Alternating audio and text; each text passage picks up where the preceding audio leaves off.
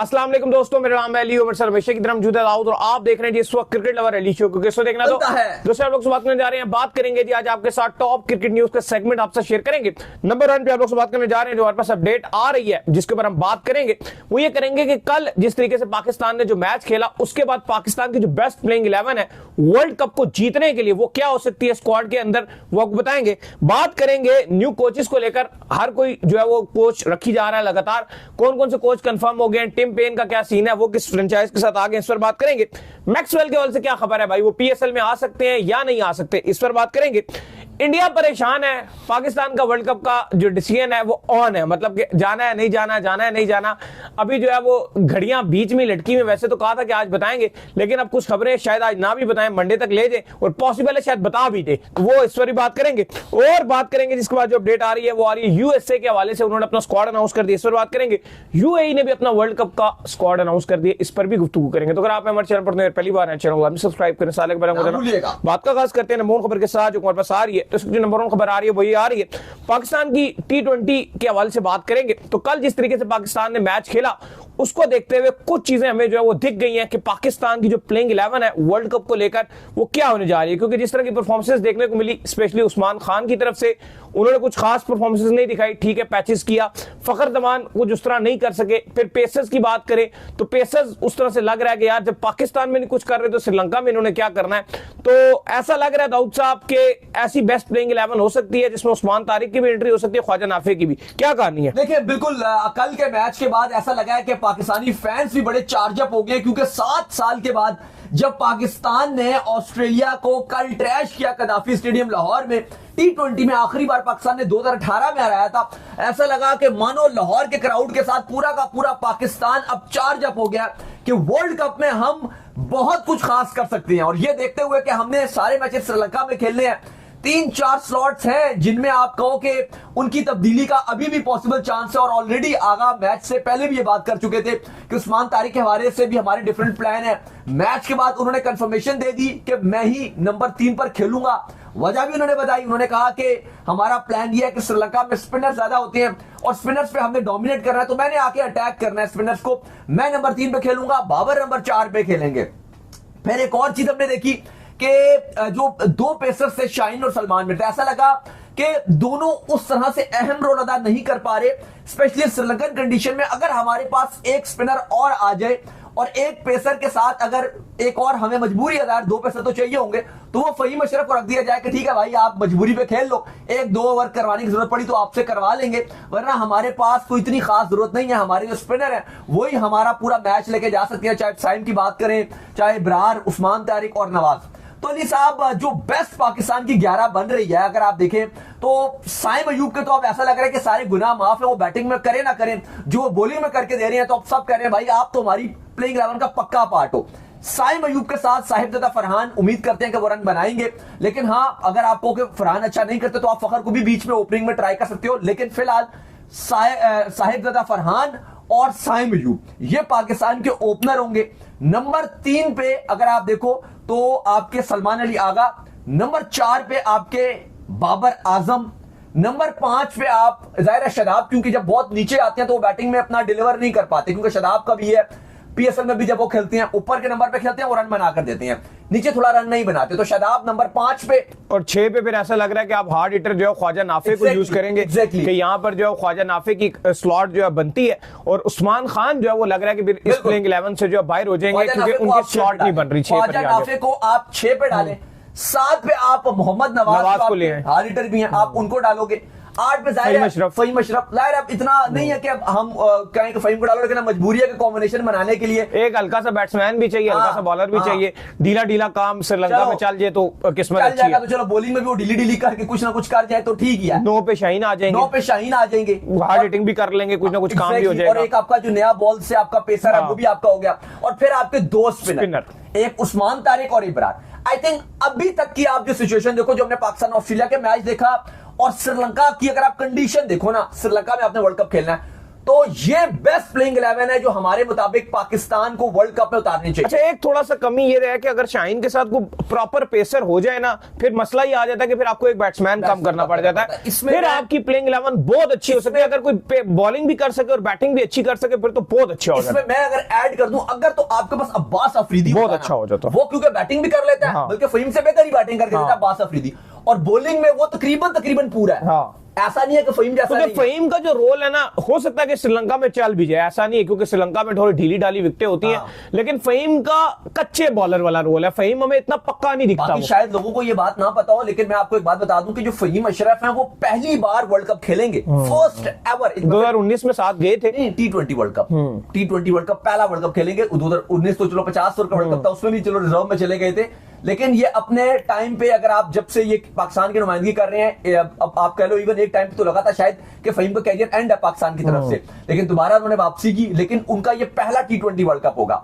तो जाहिर है अब फहीम क्योंकि बैटिंग में भी उतना इंप्रेस नहीं कर पा रहे। हाँ, बेस्ट तो ये हो जाता अगर आप बास अफरीदी होते यहाँ पे, वो बॉलिंग में भी आपको पूरा देते, बैटिंग में भी आप उनसे हार्टिंग करवा सकते हो। तो लेकिन करंटली बेस्ट सिचुएशन में अगर आप देखो, फखर की भी उस तरह से, फखर बहुत अच्छा खिलाड़ी, हमेशा सपोर्ट करते हैं, लेकिन फखर को मैं समझता हूं अगर आपने करवाना है तो आप फरहान की जगह ओपनिंग कराओ, लेकिन अभी आप फरहान को बिठाओगे नहीं, वो क्योंकि पीछे रन भी बनाते हुए आ रहे हैं, तो फिर फखर को नंबर 5 पे खिलाने का मकसद बनता नहीं। तो फिर एक बार रिपीट करेंगे, फिर आगे चलेंगे कि पाकिस्तान की जो हमारे मुताबिक बेस्ट प्लेइंग 11 बननी चाहिए इस टाइम, इस सिचुएशन में, इसी स्क्वाड में से, और श्रीलंका की कंडीशन को मद्देनजर रखते हुए वो साहिबजादा फरहान और साइम अयूब ओपनर, 3 पे सलमान अली आगा, 4 पे बाबर आजम जो गेम को चला भी सकती हैं मुश्किल टाइम पे कंडीशन के हिसाब से, 5 पे शादाब खान ताकि थोड़ी बैटिंग में डेप्थ रहे, वो आके गेम भी चला सकते हैं, हार्ड हिटिंग भी कर सकते हैं, मिडिल ऑर्डर में अच्छी बैटिंग करते हैं पीएसएल में भी, और पाकिस्तान में भी जब उनको टॉप ऑर्डर में भेजा गया अच्छी बैटिंग किया।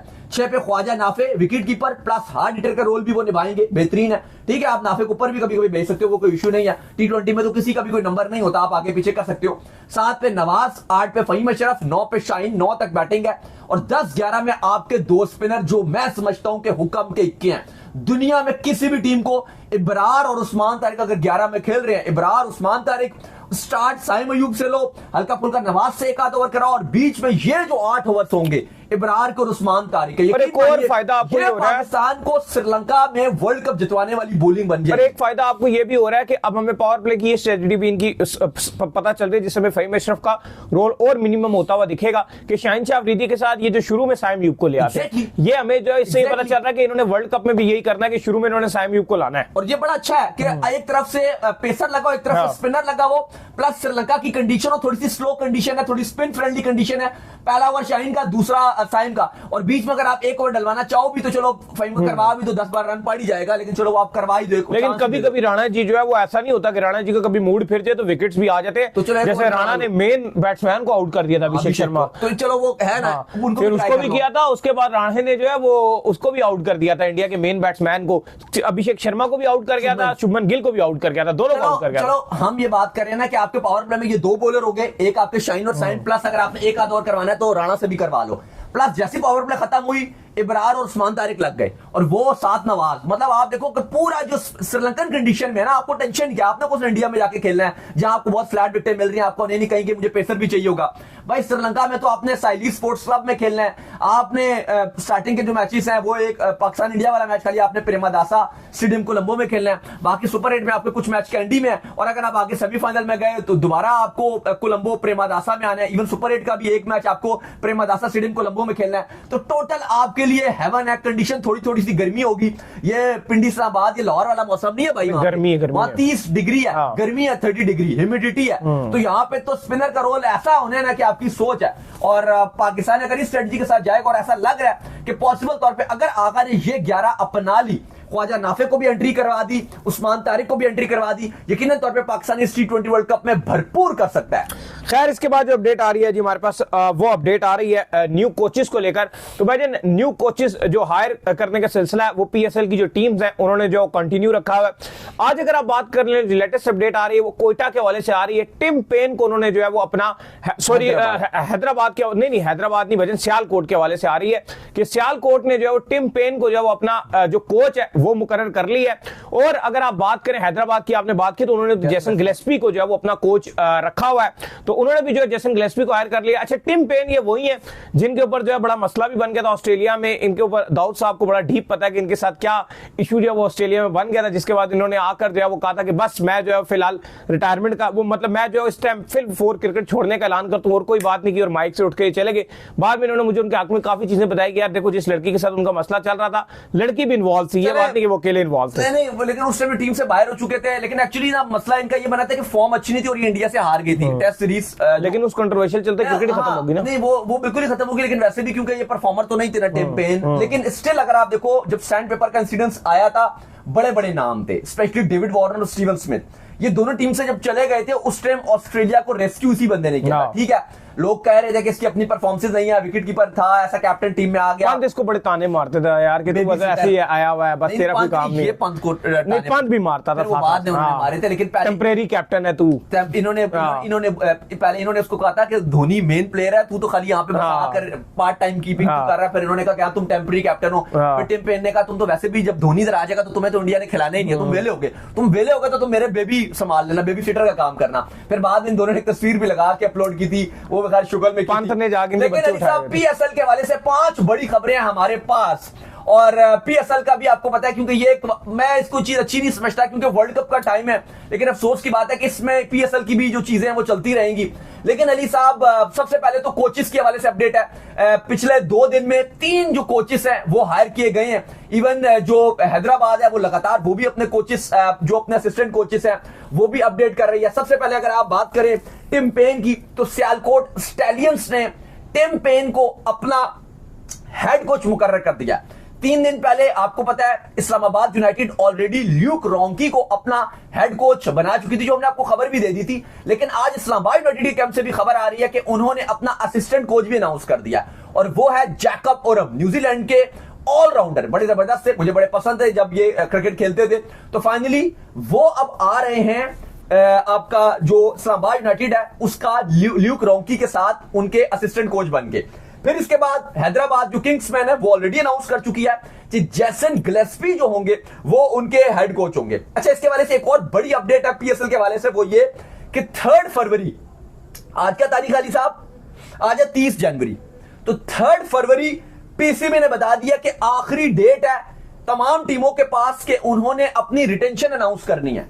यानी कि आज भी मतलब आप कहोगे कल भी कोई अपने प्लेयर्स जो अपनी फ्रेंचाइजीज जो है वो 4 नाम अनाउंस कर सकती हैं। आपको पता है ना कि हर कैटेगरी में से एक प्लेयर आप चूज कर सकते हो और 4 प्लेयर आप मैक्सिमम रिटेन कर सकते हो, बाकी ऑल टू वन आपको रिलीज करने हैं। तो पीसीबी ने बता दिया कि 3 फरवरी आपके पास लास्ट डेट है। ऑलरेडी पीसीबी जो कैटेगरीज है वो अनाउंस कर चुका है, प्लैटिनम की भी बता चुका है, डायमंड की भी बता चुका है, जो रिन्यू की है कैटेगरी, गोल्ड की भी बता चुका है और सिल्वर की भी और इमर्जिंग की भी। और पीसीबी ने कहा कि यार आप 4 प्लेयर कोई से भी रिटेन करो और बाकी प्लेयर्स को रिलीज करो। फिर 3 फरवरी चूंकि लास्ट डेट है, तो फिर 3 फरवरी के बाद जो प्लेयर बच जाएंगे फिर वो हैदराबाद और सियालकोट के पास जाएंगे और पीसीबी बोलेगा कि अब आप 2 फ्रेंचाइजीज भी ये 4 प्लेयर जो है वो चूज कर लो, फिर वो पिक कर लेंगे। फिर दूसरी तरफ अली साहब एक और बड़ी खबर आ रही है और वो खबर आ रही है मुल्तान सुल्तान के हवाले से कि पीसीबी ने जो वैल्यूएशन की है और इनसाइडर्स आ रहे हैं कि जो उसकी बेस प्राइस रखी जाएगी वो पीसीबी उम्मीद कर रहा है कि 200 करोड़ से ऊपर की जाएगी। तो और अपडेट यह है कि पीसीबी ने अपडेट दिया कि बहुत सारे इंटरनेशनल बिडर्स, जैसे अभी 2 फ्रेंचाइजीज के लिए इंटरेस्टेड थे, वो इसके लिए भी इंटरेस्टेड है और इंक्लूडिंग मुल्तान सुल्तान के जो ऑनर थे अली तरीन, वो भी इंटरेस्टेड है। बात लोग काफी मजाक भी उड़ा रहे हैं कि जब 105 करोड़ की टीम थी तो अली तरीन बार बार कहते थे महंगी है, अब पीसीबी 200 करोड़ की बेस प्राइस पे इसको बेचेगा, 200+ करोड़। तो आप देखो उसके अब ऊपर बोली लगेगी, तो उसमें जो है वो ये मौजूद है।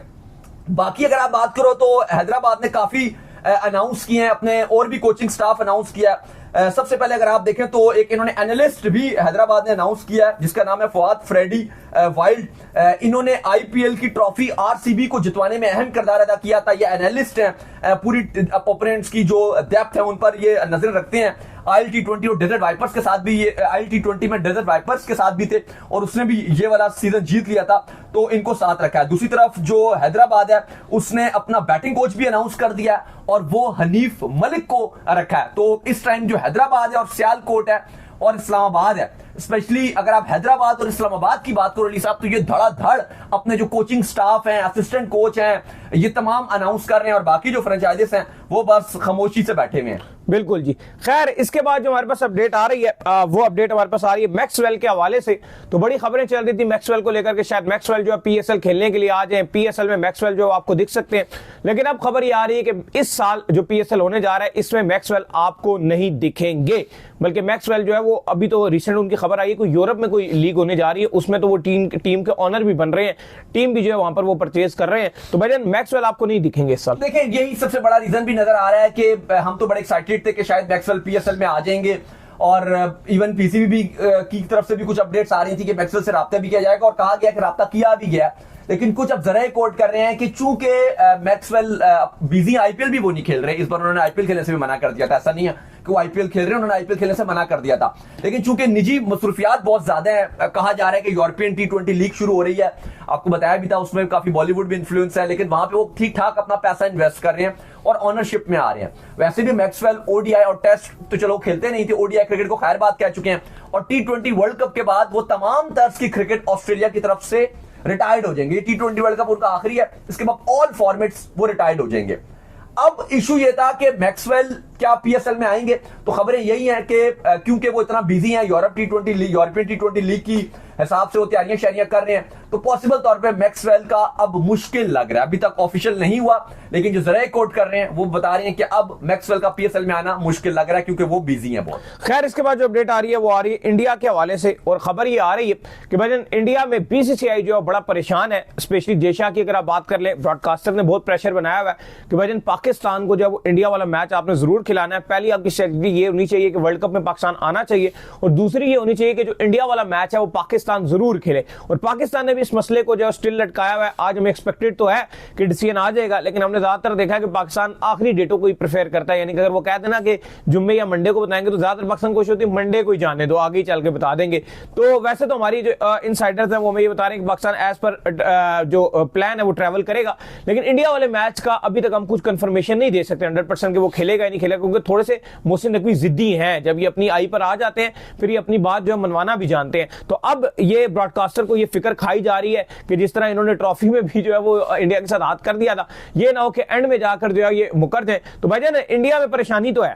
देखिए, यकीनन तौर पे पाकिस्तान ने फैसला करना है कि वर्ल्ड कप खेलना है कि नहीं खेलना। पाकिस्तान ने फैसला करना है कि इंडिया पाकिस्तान का मैच खेलना है नहीं खेलना। शायद पाकिस्तान की मीडिया में या पाकिस्तान के फैंस में इतनी हलचल नहीं है। टू बी वेरी ऑनेस्ट, पता चल जाता है ना, इतनी हलचल नहीं है जितनी हलचल, मतलब ऑब्वियसली हलचल है, पाकिस्तान ने फैसला लेना है। मैं कहता हूं 20% हलचल है यहां पर, लेकिन इंडियन मीडिया में और इंडिया में जो हलचल है वो 100% से भी ज्यादा हलचल है। मतलब इस बात का अंदाजा आप ले सकते हो कि क्रिक बस अगर इंडिया न्यूजीलैंड की सीरीज के हवाले से, उनका पैनल है, सारा इंडियन पैनल है, अजिंक्य राणे भी बैठे हैं, आकाश चोपड़ा भी बैठे हैं, बाकी भी बैठे हुए हैं, स्टार स्पोर्ट्स का पैनल बैठा हुआ है, क्रिक बस का पैनल बैठा हुआ है, और भी जो उनके स्पोर्ट्स हैं वो बैठे हुए हैं, डिफरेंट एक्स क्रिकेटर्स को बैठाया हुआ है। वो मैच के बारे में बात नहीं कर रहे इंडिया न्यूजीलैंड की, T20 वर्ल्ड कप का एनालिसिस कर रहे हैं, उसके बारे में वो कम बात कर रहे हैं। पाकिस्तान आएगा कि नहीं आएगा ये स्टार स्पोर्ट्स डिस्कस कर रहा है, ये क्रिक बस का पैनल डिस्कस कर रहा है, ये क्रिक इन्फो का पैनल डिस्कस कर रहा है जो इंडियन बैठा हुआ है। मतलब आप देखें जो मीडिया उनकी, वो हर टाइम यही बात करी है कि पाकिस्तान तो आएगा, पाकिस्तान तो आएगा, पाकिस्तान को तो आना पड़ेगा। मतलब इस तरह की वो बातें कर रहे हैं। यानी कि आप देख सकते हैं कि कितना ज्यादा भारतीय मीडिया जो है, भारतीय एक्स क्रिकेटर जो है वो प्रेशराइज हुए हुए हैं। आशा भोगले ने भी इस पर बात किया, अजिंक्य रहाणे कहते हैं और आशा भोगले एक पैनल में बैठे हुए थे, वहां मैं सुन रहा था, दोनों कहते हैं कि नहीं जी पाकिस्तान तो बाइकआउट कर ही नहीं सकता, पाकिस्तान को तो लाजमी आना पड़ेगा कुछ भी हो जाए।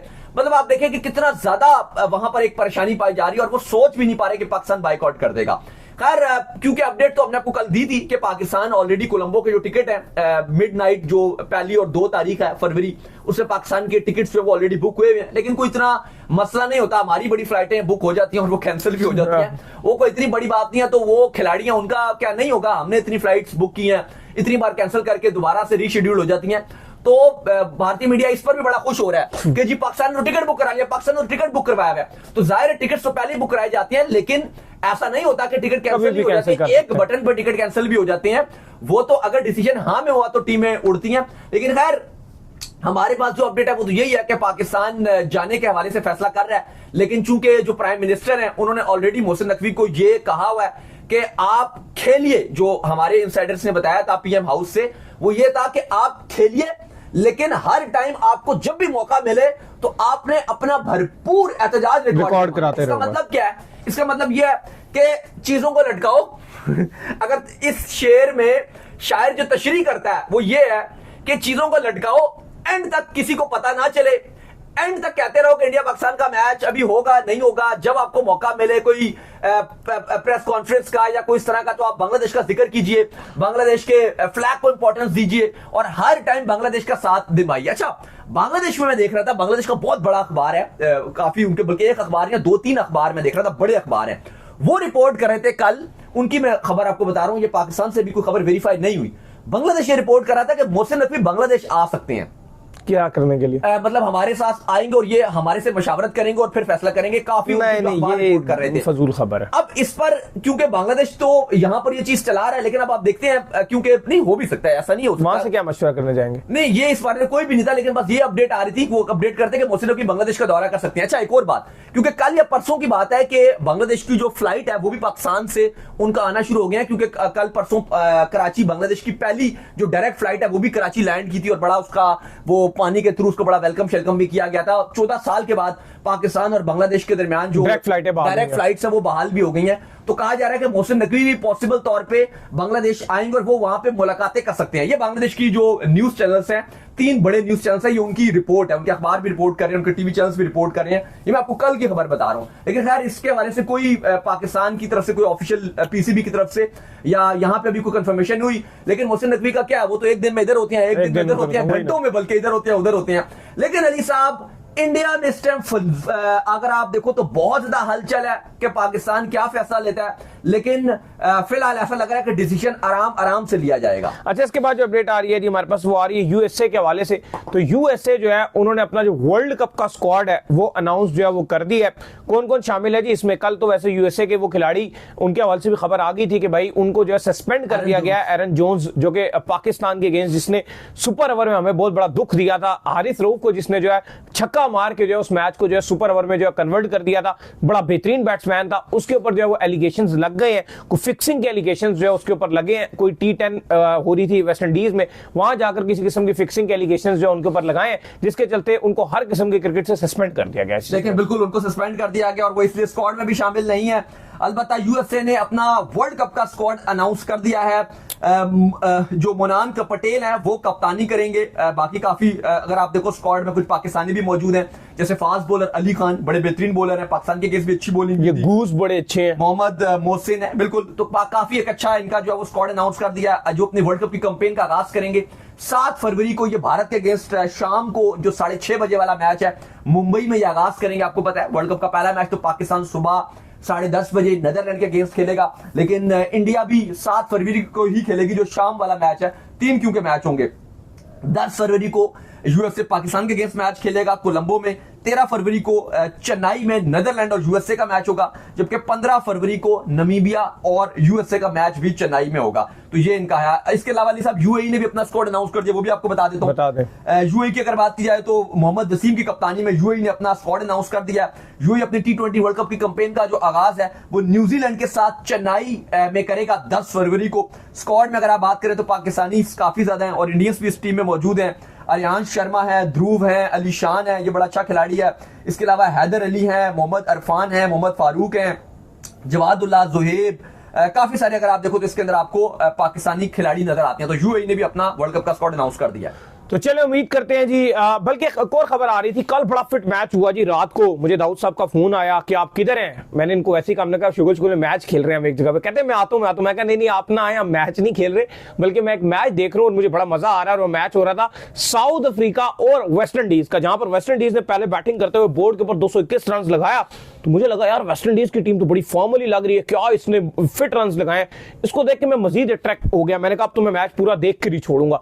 और फिर आए जी डिकॉक बैटिंग करने के लिए, और फिर जो डिकॉक ने दाऊद साहब तोड़ा, साथ उनका निभाया रिकिल्टन ने। कैच एक रिकिल्टन का जरूर छूटा, लेकिन छोटा ग्राउंड था और जो डिकॉक ने छक्के मारे और जो सेंचुरी मारी, मैच देख के मजा आ गया। भजन देखिए, साउथ अफ्रीका अलग ही मूड पे नजर आ रहा है। वेस्ट इंडीज ने पहले तो इतनी शानदार क्रिकेट खेली, लगा कि वेस्ट इंडीज शायद 2016 के वर्ल्ड कप की तरह चार्ज अप हो गई और दोबारा से कुछ खास कर जाएगी। 221 रन बोर्ड पे लगाए सिर्फ 4 विकेट के नुकसान पे। बहुत ही कमाल किस्म के में वेस्टइंडीज की तरफ से इनिंग देखने को मिली। लेकिन जब ब्रेंडन किंग ने 49 रन बनाए, हिटमायर जो बड़ी हीरोइक फॉर्म में चल रहे हैं, 42 गेंदों पे 75, 3 छक्के 8 चौके, उन्होंने रदरफोर्ड स्टॉर्म देखने को मिला।